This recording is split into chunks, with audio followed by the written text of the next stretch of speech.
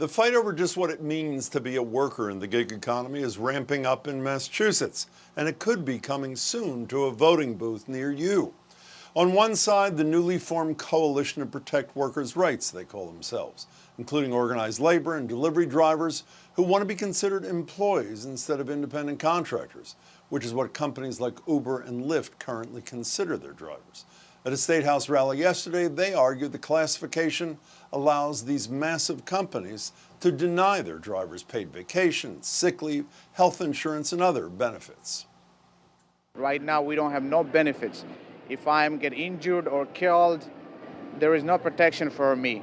I think the biggest benefit behind doing this kind of work is that I'm my own boss. On the other side, the Massachusetts Coalition for Independent Work. They argue for flexibility and want to keep their workers as independent contractors. No surprise, they've got the backing of all the major companies involved, including Uber, Lyft, Postmates, Instacart, and more. That group is advocating for a legislative solution on Beacon Hill, but if that fails, they're considering a possible 2022 ballot question, one similar to Prop 22 in California in 2020, on which more than $200 million was spent. I'm joined now by a spokesman for the Massachusetts Coalition for Independent Work, that's Conor Yunits, who also joined us last fall to argue against the right to repair ballot question. Conor, good to see you. And Michael Firestone is the director of the Coalition to Protect Workers' Rights. Mike, welcome to you. Gentlemen, thanks so much for being here. Thanks so much. Conor, if I can, thank you. Conor, if I can start with you, you want these gig workers to stay independent, not be employees. Briefly, why? It's not what I want, Jim. It's what the workers overwhelmingly want. The research shows no matter how you ask the question, no matter which state you ask it in, including here in Massachusetts, workers overwhelmingly prefer being independent contractors to employees. In Massachusetts, that number is 66%. And when you ask them if they would prefer a third way of being an independent contractor but getting more benefits and protections, that number goes all the way up to 83% in support. Well, I don't know about the poll, but I repeat the question, why? Why do you contend they want to be independent rather than employees with benefits? Workers value their freedom more than anything else. Again, that's what they say overwhelmingly. They use that freedom to care for children, to go to school, to fit it around their schedules. That flexibility does not exist in the traditional economy, and that is primarily why these folks choose this independent work. Mike, why should they be employees?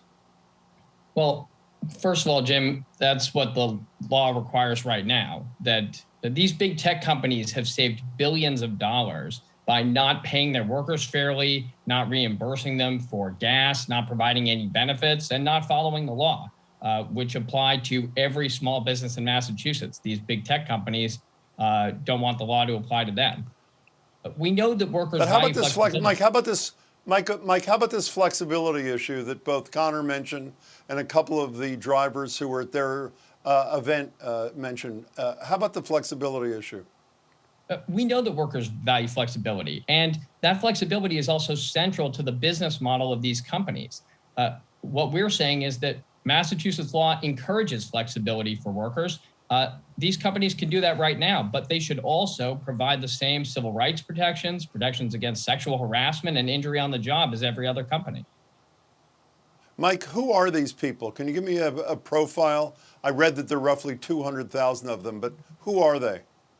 Well, we know that although the data in Massachusetts isn't perfect, that's publicly available, that 70% of drivers or more are Black, brown, or immigrant workers, while many are working part-time.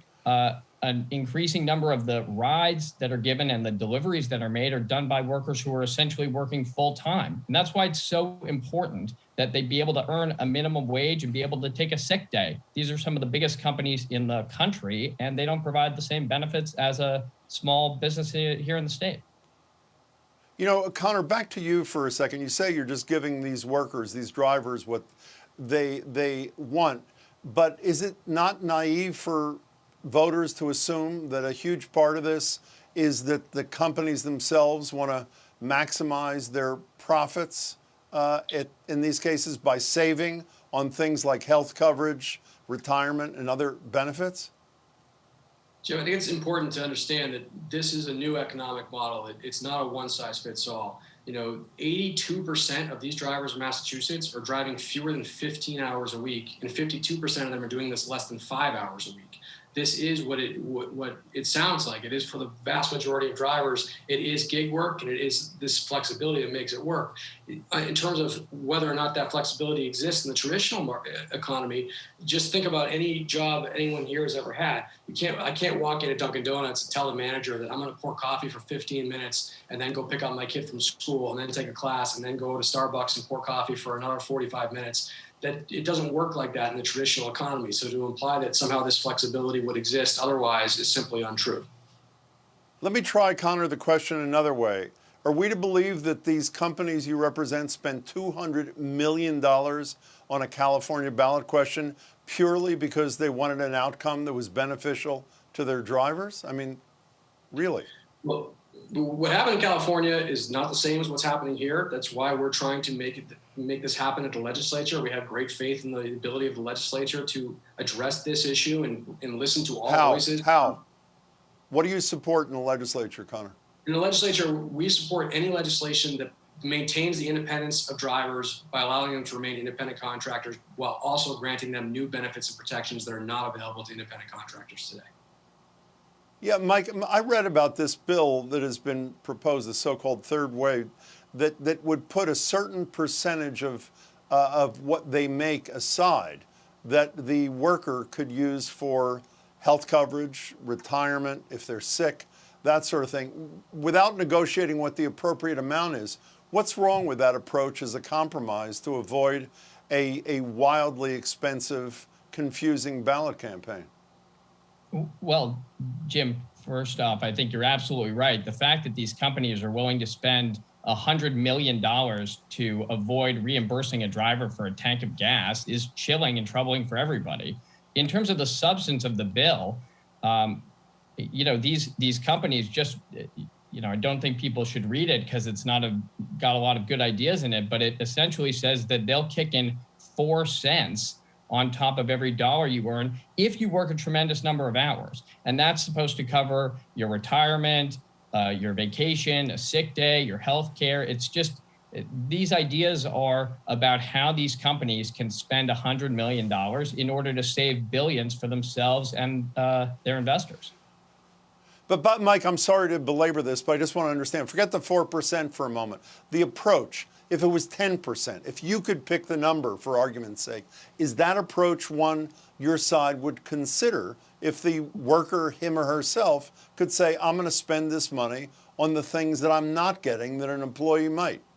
Well, I think at a certain point, what you'd be saying is if the bill said we'll do everything, we'll give you all the rights that you're currently entitled to under the law, then we wouldn't really be having a discussion. The issue is that these companies do not want to follow the law and don't want to abide by the basic standards like reimbursement for gas, for example, that any other employer in Massachusetts has to abide by. So we want flexibility, but we think it should be starting from a place where these companies agree to the basic bargain that all employers in the state agree to. Conor, I have to understand, assuming you don't get your way on the legislature, August 4th, I think, is the date by which ballot campaigns need to be started by the filing of 10 signatures with the state. If Beacon Hill doesn't produce something satisfactory to your clients by August 4th, do you start a ballot campaign heading to the November 2022 ballot? We're very mindful of the calendar and the steps that need to be taken. I think it's important to note that we're extremely early in the legislative process. Obviously, we're 6 months into a 2-year cycle. There haven't even been hearings scheduled yet. So, some steps have to be taken based on the calendar, but this is still very early in the cycle, and we continue to believe that the legislature will act. Even the Attorney General herself, speaking to the Boston Chamber a few weeks ago, said that with the growth of this type of work, that we need to look at our laws and how they're set and what needs to be updated. So we're confident that all sides. But the legislature moves on everything at a snail's pace. Let me repeat: if they don't have a product on the governor's desk by August 4th, will you guys start a ballot campaign? We'll certainly be looking at the preliminary steps simply because of the timeline. Okay. Mike, last thing for you. We should have mentioned, I should have mentioned earlier, your former boss used to work for Maura Healey, has a lawsuit pending to affirm what you and she believe is the state of the current law. But just to be clear for people who may end up voting on this next year, even if Maura Healey were to win her lawsuit, if the legislature does something like Conor and his people want, or the people next November approve a ballot question proposed by Conor's people, Maura Healey's litigation victory, should it come, is null and void, correct? The companies, Uber, Lyft, DoorDash, are spending all this money to change the law that is trying to be enforced by the Attorney General's office. Right. Yes. So they want to dismantle the civil rights, wages, and benefit protections for these workers. But I just want to be clear, even if Yes. Healey is successful in her litigation, the legislature's outcome or the voters' outcome would carry the day. Well, there's a specific question about sort of whether these workers would then have rights to all the wages and benefits they're currently being denied right now. But on a forward-going basis, if the law gets changed, if it's eviscerated by the companies, then that would be the law. Conor Yunits, Michael Firestone, I'm sure I'll see you plenty in the days and months ahead. Thanks so much for your time. I appreciate it, gentlemen. Thanks, Jim. Thanks, Jim.